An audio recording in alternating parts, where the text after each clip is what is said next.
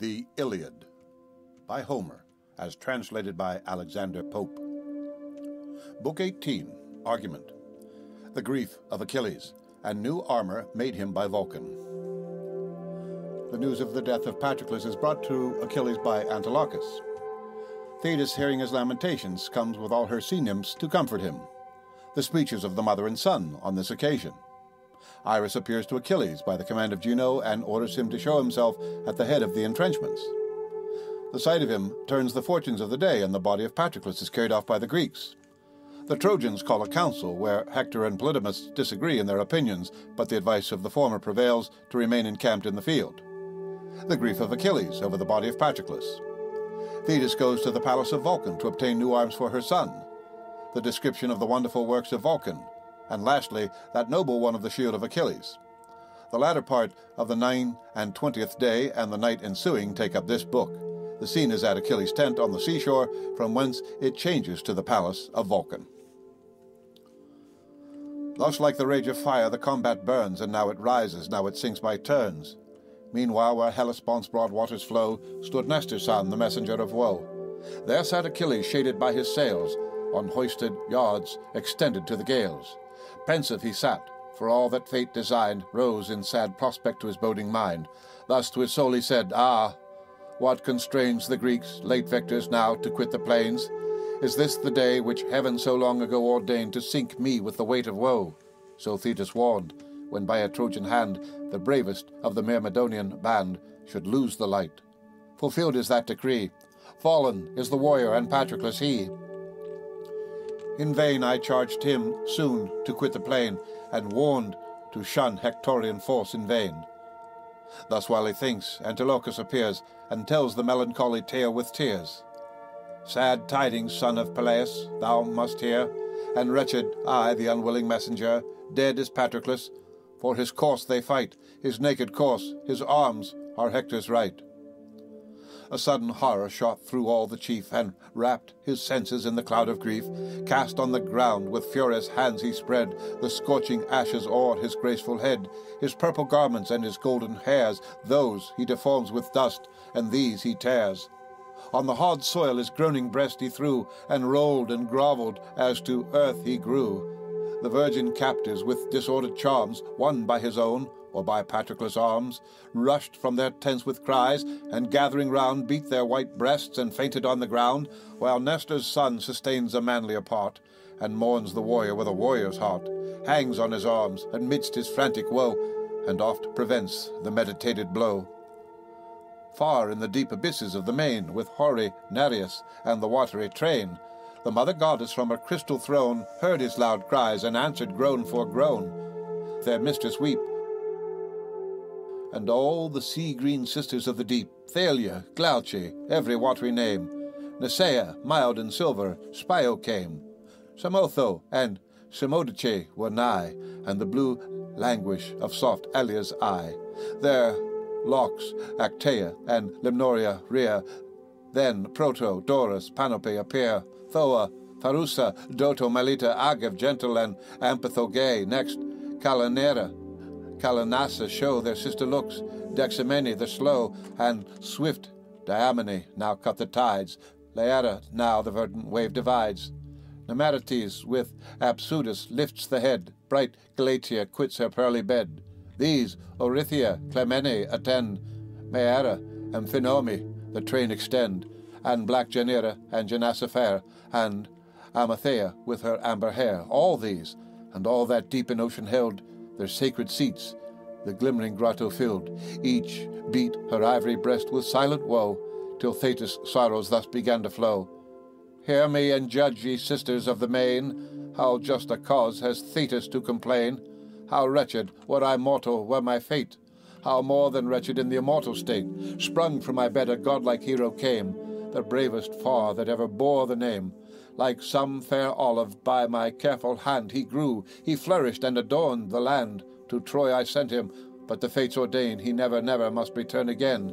So short a space the light of heaven to view, so short, alas, and filled with anguish too.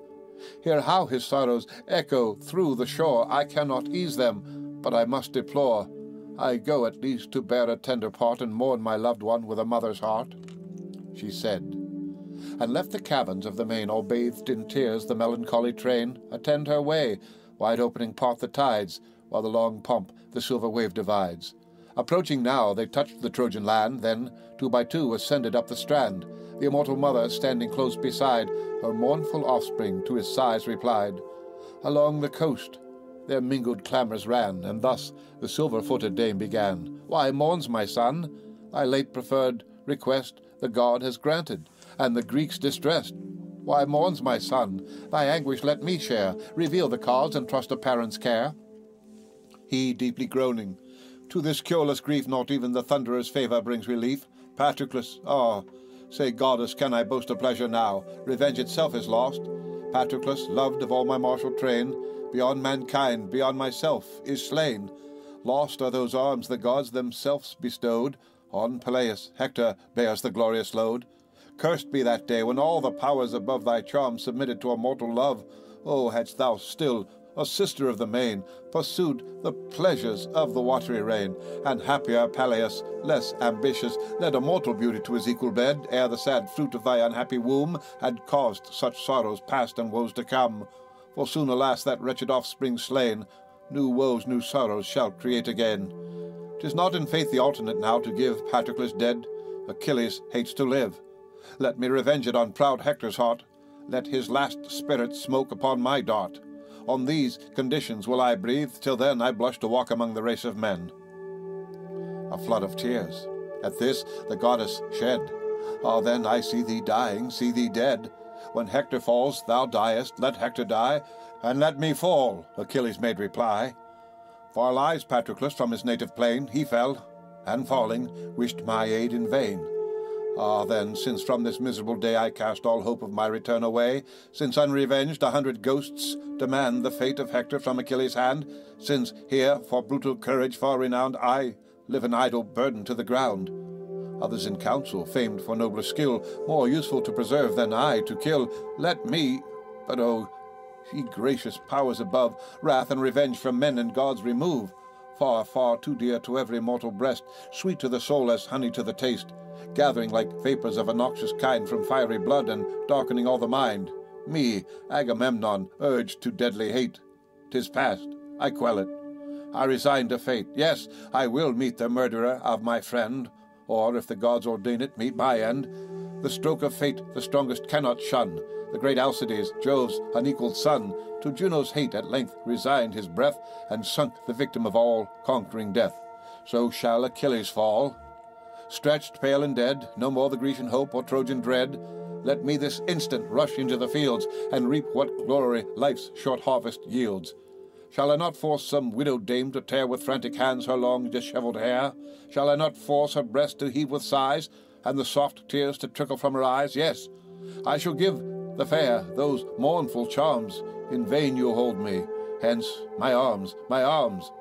Soon shall the sanguine torrent spread so wide that all shall know Achilles swells the tide. My son, Caerulean Thetis made reply, to fate submitting with a secret sigh. The host to succour and thy friends to save is worthy thee, the duty of the brave, but canst thou, naked, issue to the plains? Thy radiant arms the Trojan foe detains. Insulting Hector bears the spoils on high, but vainly glories, for his fate is nigh. Yet awhile thy generous ardour stay. Assured I meet thee at the dawn of day, charged with refulgent arms, a glorious load, Vulcanian arms, the labour of a god. Then, turning to the daughters of the main, the goddess thus dismissed her azure train. Ye sister Nereids, to your deeps descend. Haste, and our father's sacred seat attend. I go to find the architect divine, where vast Olympus' starry summit shines. So tell our hoary sire. This charge she gave. The sea-green sisters plunge beneath the wave. Thetis once more ascends the blessed abodes, and treads the brazen threshold of the gods. And now the Greeks from furious Hector's force urged to broad Hellespont their headlong course, nor yet their chief's Patroclus' body bore safe through the tempest to the tented shore. The horse, The foot, with equal fury joined, poured on the rear, and thundered close behind. And like a flame through fields of ripened corn, the rage of Hector o'er the ranks was borne. Thrice the slain hero by the foot he drew, thrice to the skies the Trojan clamours flew, as oft the Ajaces his assault sustain. But checked, he turns, repulsed, attacks again. With fiercer shouts his lingering troops he fires, nor yields a step, nor from his post retires. So watchful shepherds strive to force in vain the hungry lion from a carcass slain.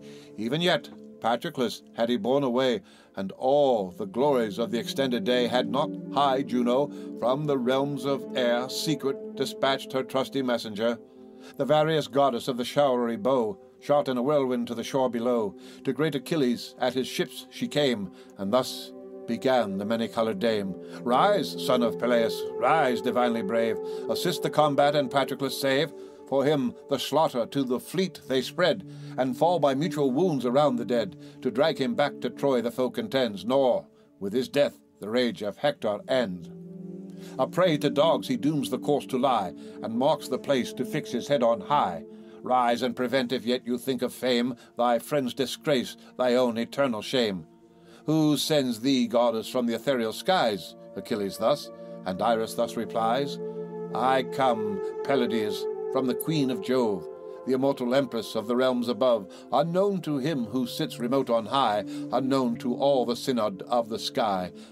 Thou comest in vain, he cries, with fury warmed. Arms I have none, and can I fight unarmed? Unwilling as I am, of force I stay, till Thetis brings me at the dawn of day Vulcanian arms. What other can I wield, except the mighty Telamonian shield, that, in my friend's defence, has Ajax spread, while his strong lance around him heaps the dead? The gallant chief defends Menoetius' son, and does what his Achilles should have done. Thy want of arms, said Iris, well we know, but though unarmed, yet clad in terrors go. Let but Achilles o'er yon trench appear, proud Troy shall tremble and consent to fear. Greek, from one glance of that tremendous eye, shall take new courage and disdain to fly. She spoke and passed in air. The hero rose, her aegis palace o'er his shoulder throws. Around his brows a golden cloud she spreads. A stream of glory flamed above his head. And when from some beleaguered town arise the smokes, high curling to the shaded skies, seen from some island o'er the main afar, when men distressed hang out the sign of war, soon as the sun in ocean hides his rays, thick on the hills the flaming beacons blaze. With long projected beams the seas are bright, and heaven's high arch reflects the ruddy light. So from Achilles' head the splendors rise, reflecting blaze on blaze against the skies. Forth marched the chief, and distant from the crowd, high on the rampart raised his voice aloud. With her own shout Minerva swells the sound. Troy starts astonished, and the shores rebound. As the loud trumpet's brazen mouth from far with shrilling clangor sounds the alarm of war, struck from the walls the echoes float on high, and the round bulwarks and thick towers reply. So high his brazen voice the hero reared. Hosts dropped their arms and trembled as they heard, and back the chariots roll and coursers bound, and steeds and men lie mingled on the ground. Aghast they see the living lightnings play, and turn their eyeballs from the flashing ray. Thrice from the trench his dreadful voice he raised, and thrice they fled, confounded and amazed. 12 in the tumult wedged, untimely rushed, on their own spears by their own chariots crushed, while shielded from the darts the Greeks obtain the long-contended carcass of the slain. A lofty bier the breathless warrior bears, around his sad companions melt in tears. But chief Achilles, bending down his head, pours unavailing sorrows o'er the dead, whom late triumphant with his steeds and car he sent refulgent to the field of war. Unhappy change, now senseless pale he found, stretched forth and gashed with many a gaping wound. Meantime, unwearied with his heavenly way, in ocean's waves the unwilling light of day quenched his red orb at Juno's high command, and from their labours eased the Achaean band. The frighted Trojans, panting from the war, their steeds unharnessed from the weary car, a sudden council called, each chief appeared in haste, and standing, for to sit they feared. 'Twas now no season for prolonged debate. They saw Achilles, and in him their fate. Silent they stood. Polydamas at last, skilled to discern the future by the past, the son of Panthus thus expressed his fears, the friend of Hector and of equal years. The self-same night to both a being gave, one wise in counsel, one in action brave. In free debate, my friends, your sentence speak. For me, I move before the morning break, to raise our camp, too dangerous here our post, far from Troy walls and on a naked coast. I deemed not Greece so dreadful, while engaged in mutual feuds her king and hero raged. Then, while we hoped our armies might prevail, we boldly camped beside 1,000 sail. I dread Pallades now, his rage of mind not long continues to the shores confined, nor to the fields where long in equal fray contending nations won and lost the day. For Troy shall henceforth be the strife, and the hard contest not for fame but life. Haste then to Ilion, while the favouring night detains these terrors, keeps that arm from fight, if but the morrow's sun behold us here. That arm, those terrors we shall feel, not fear. And hearts that now disdain shall leap with joy, if heaven permit them then to enter Troy. Let not my fatal prophecy be true, nor what I tremble but to think ensue. Whatever be our fate, yet let us try what force of thought and reason can supply. Let us on counsel for our guard depend. The town her gates and bulwarks shall defend. When morning dawns, our well-appointed powers arrayed in arms shall line the lofty towers.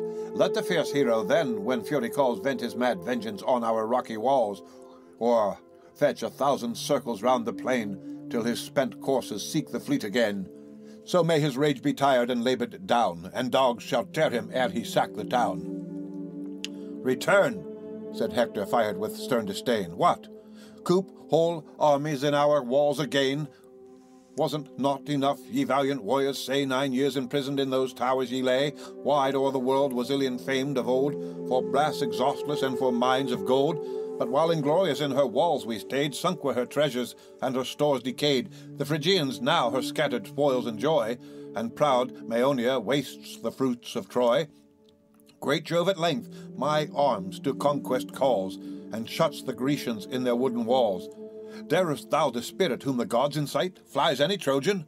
I shall stop his flight, do better counsel than attention lend. Take due refreshment, and the watch attend. If there be one whose riches cost him care, forth let him bring them for the troops to share. 'Tis better generously bestowed on those than left the plunder of our country's foes. Soon as the morn the purple orient warms, fierce on yon navy till we pour our arms. If great Achilles rise in all his might, his be the danger, I shall stand the fight. Honour, ye gods, or let me gain or give, and live he glorious, whosoever shall live. Mars is our common lord alike to all, and oft the victor triumphs but to fall. The shouting host in loud applauses joined, so Pallas robbed the many of their mind, to their own sense condemned, and left to choose the worst advice, the better to refuse. While the long night extends her sable reign, around Patroclus mourned the Grecian train. Stern in superior grief Pallades stood. Those slaughtering arms, so used to bathe in blood, now clasp his clay-cold limbs, then gushing start the tears, and sighs burst from his swelling heart. The lion thus, with dreadful anguish stung, roars through the desert and demands his young. When the grim savage, to his rifled den too late returning, snuffs the track of men, and o'er the vales and o'er the forest bounds, his clamorous grief the bellowing wood resounds. So grieves Achilles, and impetuous vents to all his myrmidons his loud laments. In what vain promise, gods, did I engage, when to console Menoetius' feeble age I vowed his much-loved offspring to restore, charged with rich spoils to fair Opuntius' shore? But mighty Jove cuts short with just disdain the long, long views of poor designing man. One fate the warrior and the friend shall strike, and Troy's black sands must drink our blood alike. Me too, a wretched mother shall deplore, an aged father never see me more. Yet my Patroclus, yet a space I stay, then swift pursue thee on the darksome way. Ere thy dear relics in the grave are laid, shall Hector's head be offered to thy shade, that with his arms shall hang before thy shrine. And 12, the noblest of the Trojan line, sacrificed to vengeance by this hand expire, their lives effused around the flaming pyre. Thus, let me lie till then, thus closely pressed, bathe thy cold face and sob upon thy breast.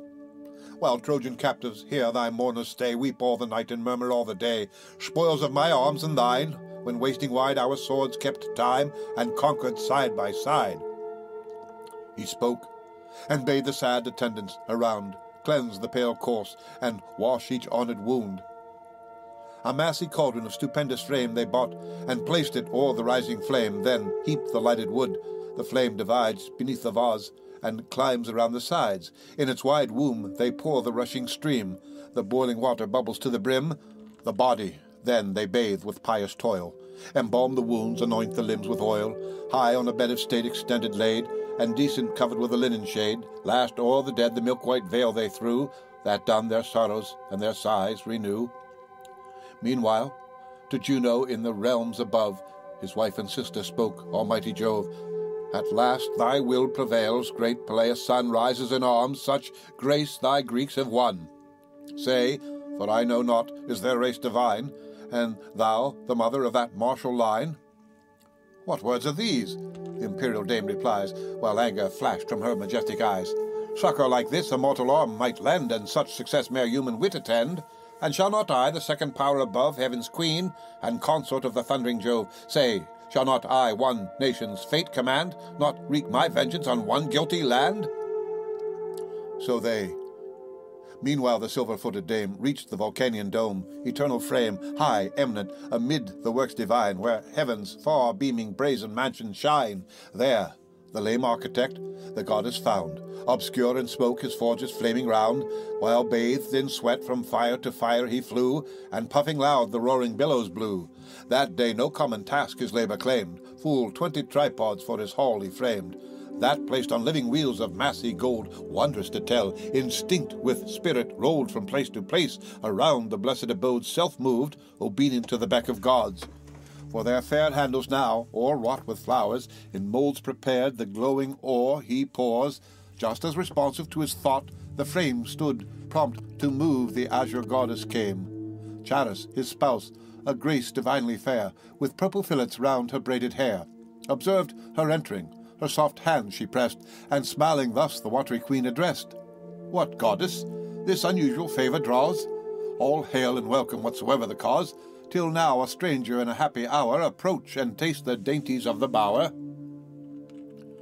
High on a throne, with stars of silver graced, and various artifice the queen she placed. A footstool at her feet then calling said, Vulcan, draw near, 'tis Thetis asks your aid. Thetis, replied the god, our powers may claim an ever dear and ever honoured name. When my proud mother hurled me from the sky, my awkward form it seems displeased her eye. She in Eurynome my griefs redressed, and soft received me on their silver breast. Even then these arts employed my infant thought. Chains, bracelets, pendants, all their toys I wrought. 9 years kept secret in the dark abode, secure I lay, concealed from man and God. Deep in a caverned rock my days were led, the rushing ocean murmured o'er my head. Now, since her presence glads our mansion, say, for such desert, what service can I pay? Vouchsafe, O Thetis, at our board to share the genial rites and hospitable fare, while I the labours of the forge forego, and bid the roaring bellows cease to blow. Then from his anvil the lame artist rose, wide with distorted legs oblique he goes, and stills the bellows, and in order laid, locks in their chests his instruments of trade. Then with a sponge the sooty workman dressed, his brawny arms embrowned, and hairy breast, with his huge sceptre graced and red attire, came halting forth the sovereign of the fire. The monarch's steps 2 female forms uphold, that moved and breathed in animated gold, to whom was voice and sense and science given of works divine, such wonders are in heaven. On these supported with unequal gait, he reached the throne where pensive Thetis sate. There, placed beside her on the shining frame, he thus addressed the silver-footed dame. Thee welcome, goddess. What occasion calls so long a stranger to these honoured walls? 'Tis thine, fair Thetis, the command to lay, and Vulcan's joy and duty to obey. To whom the mournful mother thus replies, the crystal drops stood trembling in her eyes. O Vulcan, say, was ever breast divine so pierced with sorrow, so o'erwhelmed as mine? Of all the goddesses did Jove prepare for Thetis only such a weight of care? I, only I, of all the watery race, by force subjected to a man's embrace, who sinking now with age and sorrow pays the mighty fine imposed on length of days. Sprung from my bed a godlike hero came, the bravest, sure, that ever bore the name. Like some fair plant beneath my careful hand, he grew, he flourished, and he graced the land. To Troy I sent him, but his native shore never, never shall receive him more. Even while he lives, he wastes with secret woe, nor I, a goddess, can retard the blow. Robbed of the prize the Grecian suffrage gave, the king of nations forced his royal slave. For this he grieved, and till the Greeks oppressed required his arm, he sorrowed unredressed. Large gifts they promise, and their elders send. In vain he arms not, but permits his friend his arms, his steeds, his forces to employ. He marches, combats, almost conquers Troy. Then, slain by Phoebus, Hector had the name, at once resigns his armour, life, and fame. But thou, in pity, by my prayer be won, grace with immortal arms this short-lived son, and to the field in martial pomp restored, to shine with glory till he shines no more. To her, the artist god. Thy griefs resign, secure what Vulcan can is ever thine. Oh, could I hide him from the fates as well, or with these hands the cruel stroke repel, as I shall forge most envied arms, the gaze of wondering ages and the world's amaze. Thus having said, the father of the fires to the black labours of his forge retires. Soon as he bade them blow, the bellows turned their iron mouths, and where the furnace burned, resounding breathed at once the blast expires, and 20 forges catch at once the fires, just as the god directs, now loud, now low. They raise a tempest, or they gently blow.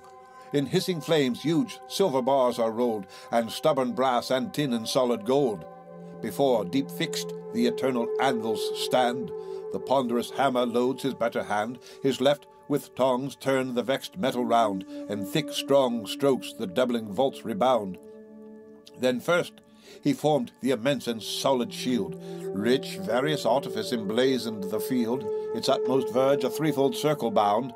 A silver chain suspends the massy round. 5 ample plates the broad expanse compose, and godlike labours on the surface rose. There shone the image of the master mind. There earth, there heaven, there ocean he designed. The unwearied sun, the moon completely round, the starry lights that heaven's high convex crowned, the Pleiades, Hyads with the northern team, and great Orion's more refulgent beam, to which around the axle of the sky the bear, revolving, points his golden eye, still shines exalted on the ethereal plain, nor bathes his blazing forehead in the main.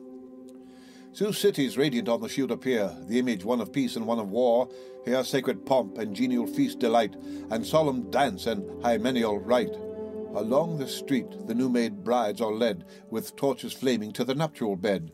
The youthful dancers in a circle, bound to the soft flute and cithern's silver sound. Through the fair streets the matrons in a row stand in their porches and enjoy the show. There in the forum swarm a numerous train, the subject of debate, a townsman slain. One pleads the fine discharged, which one denied, and bade the public and the laws decide. The witness is produced on either hand. For this or that the partial people stand. The appointed heralds still the noisy bands, and form a ring with sceptres in their hands. On seats of stone within the sacred place, the reverend elders nodded o'er the case. Alternate each the attesting sceptre took, and rising solemn each his sentence spoke. 2 golden talents lay amidst in sight, the prize of him who best adjudged the right. Another part, a prospect differing far, glowed with refulgent arms and horrid war. 2 mighty hosts a leaguered town embrace, and one would pillage, one would burn the place. Meantime the townsmen, armed with silent care, a secret ambush on the foe prepare. Their wives, their children, and the watchful band of trembling parents on the turrets stand. They march, by Pallas and by Mars made bold. Gold were the gods, their radiant garments gold, and gold their armour. These the squadron led, august, divine, superior by the head. A place for ambush fit they found, and stood covered with shields beside a silver flood. 2 spies at distance lurk, and watchful seem if sheep or oxen seek the winding stream. Soon the white flocks proceeded o'er the plains, and steers slower moving, and 2 shepherd swains. Behind them piping on their reeds they go, nor fear an ambush, nor suspect a foe. In arms the glittering squadron rising round, rush sudden, hills of slaughter heap the ground. Whole flocks and herds lie bleeding on the plains, and all amidst them dead the shepherd swains.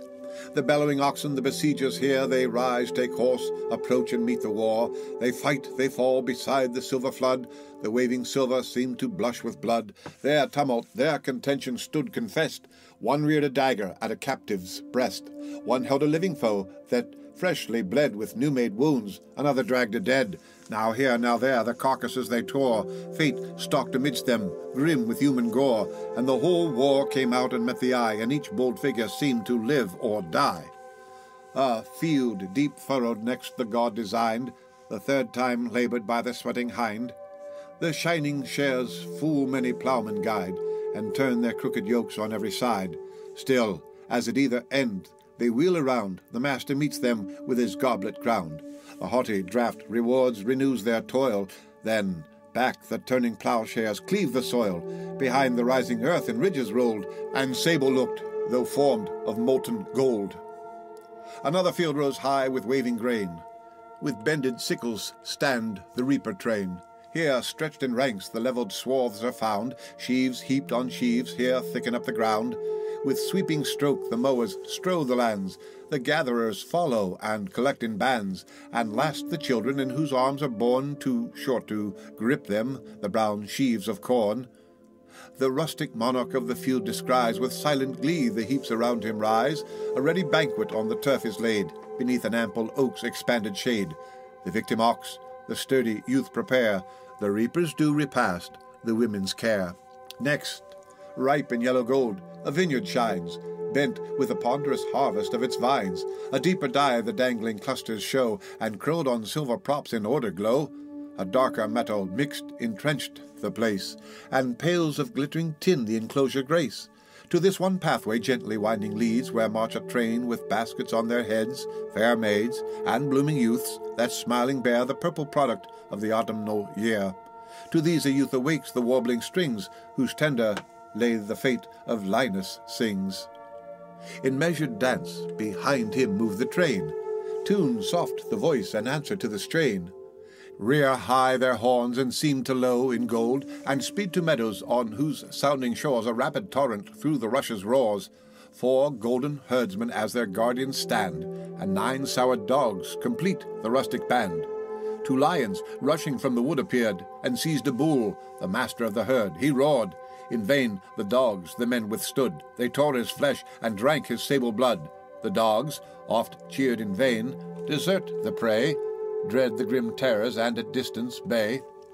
Next this the eye the art of Vulcan leads, deep through fair forests and a length of meads, and stalls and folds and scattered cots between, and fleecy flocks that whiten all the scene. A figured dance succeeds, such once was seen in lofty Knossos for the Cretan queen, formed by a Daedalian art, a comely band of youths and maidens bounding hand in hand, the maids in soft simars of linen dressed, the youths all graceful in the glossy vest. Of those the locks with flowery wreath enrolled, of these the sides adorned with swords of gold, that glittering gay from silver belts depend. Now all at once they rise, at once descend, with well-taught feet, now shape in oblique ways, confusedly regular the moving maze. Now forth at once, too swift for sight they spring, and undistinguished blend the flying ring.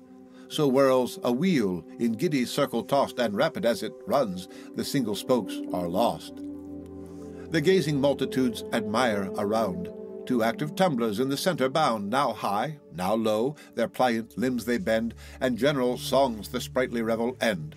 Thus the broad shield complete the artist crowned with his last hand, and poured the ocean round. In living silver seemed the waves to roll, and beat the buckler's verge, and bound the whole. This done, whate'er a warrior's use requires, he forged. The cuirass that outshone the fires, the greaves of ductile tin, the helm impressed with various sculpture, and the golden crest. At Thetis' feet the finished labour lay. She, as a falcon, cuts the aerial way. Swift from Olympus' snowy summit flies, and bears the blazing present through the skies. The end of Book 18 of the Iliad by Homer, as translated by Alexander Pope.